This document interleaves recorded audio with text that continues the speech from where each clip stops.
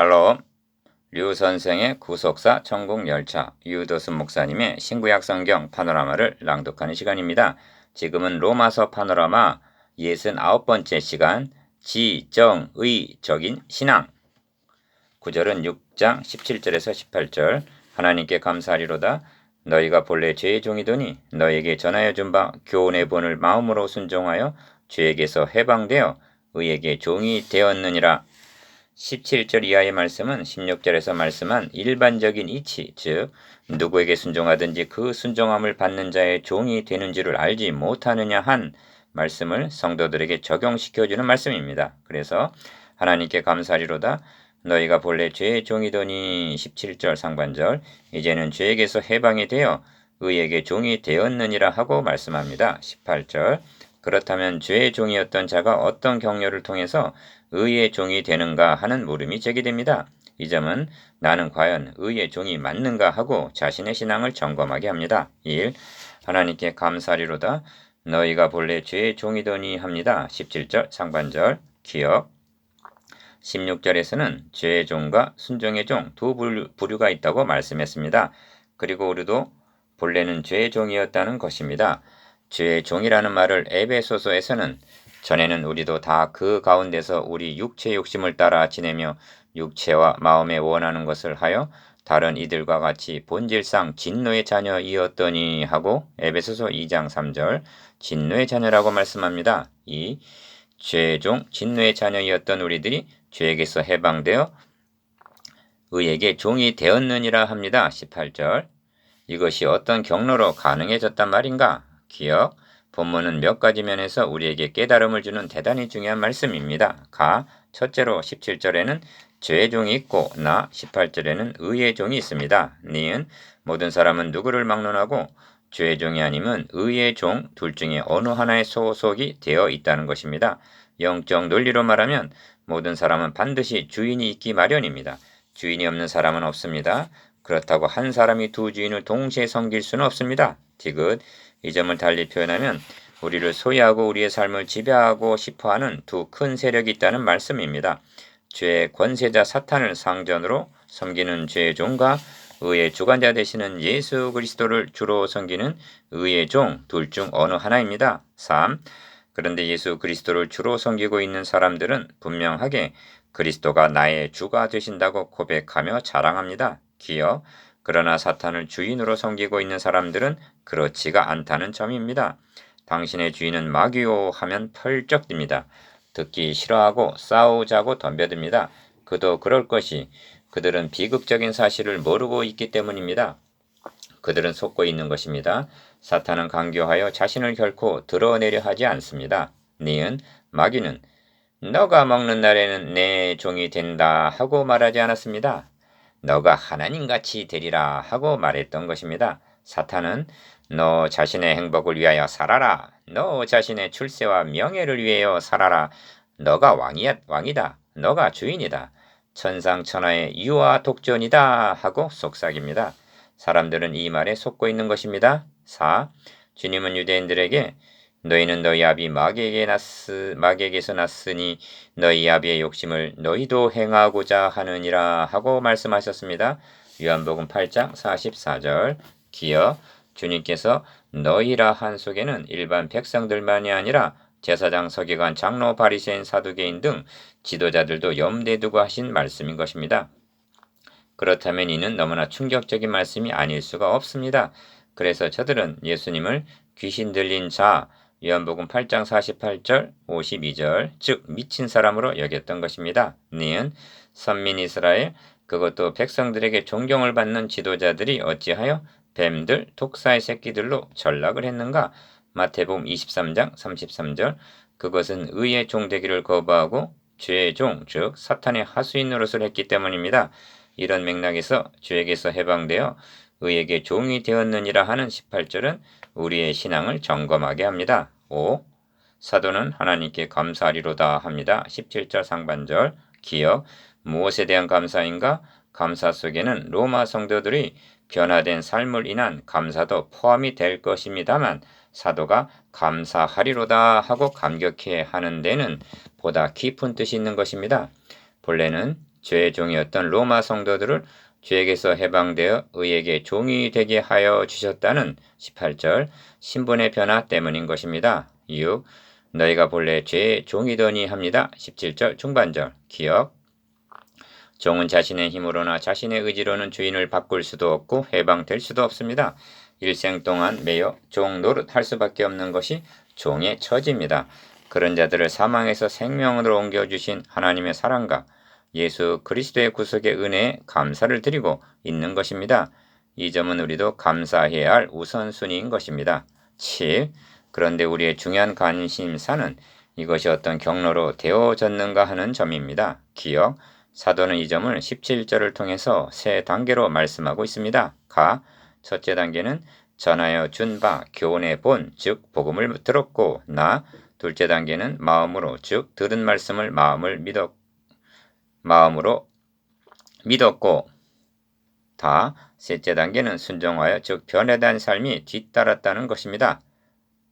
니은 그렇게 해서 죄에게서 해방되어 의에게 종이 되었다는 것입니다. 18절 하나님의 복음이 우리에게 적용이 되기 위해서는 누구나 이 세 단계를 거쳐야 한다는 것입니다. 어떻습니까? 이 점이 우리와 같은 것 같으면서도 다르다는 생각이 들지 않습니까? 8. 우리의 안전을 위해서 다시 강조해야만 하겠습니다. 첫째로 복음을 들어야만 합니다. 기억, 듣기 위해서는 전해주는 사람이 있어야 한다는 것입니다. 너에게 전하여 준 바 교훈의 본을 그들은 들었던 것입니다. 이것이 첫 단계입니다. 10장 17절에서도 믿음은 들음에서 나며 들음은 그리스도의 말씀으로 말미암았느니라 하고 말씀합니다. 니은 전하여 주어서 듣게 한다는 것은 중요한 요점입니다. 이 점을 어째서 강조하느냐 하면 현대교회 강단에서는 복음이 점차 사라지고 있기 때문입니다. 그리하여 교회 안에 있으면서도 복음을 듣지 못한 자들이 너무나 많이 있습니다. 에베소서 1장 13절을 보십시오. 너희도 진리의 말씀 곧 너희의 구원의 복음을 듣고 그 안에서 또한 믿어 약속의 성령으로 인치심을 받았으니 합니다. 9. 그런데 사도는 전하여 준 바 교훈의 본이라고 본이라는 표현을 쓰고 있다는 점을 명심해야만 합니다. 기억, 본이란 표준이라는 뜻으로 세월이 지나도 본은 변하지 않고 변해서도 아니 된다는 점을 드러내기 위해서인 것입니다. 복음은 불변의 진리인 것입니다. 그러므로 본이라는 표현 속에는 아무 설교나 듣기만 하면 죄에게서 해방이 되어 의에게 종이 되는 것은 아니라는 뜻이 암시되어 있는 것입니다. 니은 사도는 그 누구보다도 복음의 본을 지키기 위해서 힘썼던 사람입니다.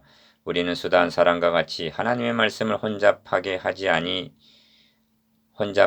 하지 아니하고 곧 순전함으로 하나님께 받은 것 같이 하나님 앞에서와 그리스도 안에서 말하노라 하고 말씀합니다.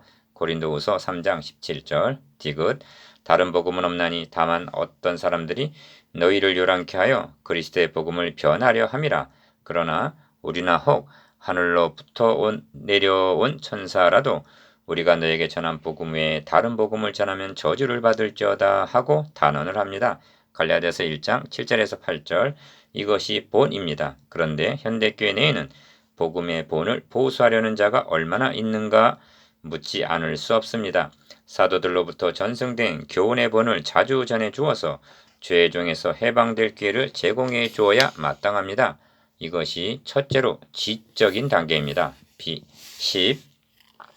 두 번째 단계는 복음의 본을 들을 때 마음으로 17절 중반절 마음으로부터 믿음이 생기게 된다는 말씀입니다. 기억 10장 9절에서 10절까지에서도 너의 마음에 믿으면 구원을 얻으리니 사람이 마음으로 믿어 의에 이르고 입으로 시인하여 구원에 이르느니라 하고 마음이 강조되어 있습니다. 들어서 아는 것을 마음으로 믿는 단계입니다. 니은 그런데 이 백성이 입술로는 나를 존경하되 마음은 내게서 멀도다. 사람의 계명으로 교훈을 삼아 가르치니 나를 헛되이 경배하는도다 하신 마태복음 15장 8절에서 9절 그러한 책망이 남의 이야기란 말인가? 교훈의 본이 무엇으로 바뀌었는가? 사람의 계명으로 교훈을 삼아로 바뀐 것입니다. 오늘날 복음이 사람의 계명, 즉 성장학이라는 프로그램으로 바뀌고 있는 것입니다. 이것은 헛된 경배, 즉 헛된 믿음이라는 것입니다. 들은 바 교훈의 본을 마음으로 믿는 것, 이것이 정적인 단계입니다. 11. 세 번째는 순종하여라는 단계입니다.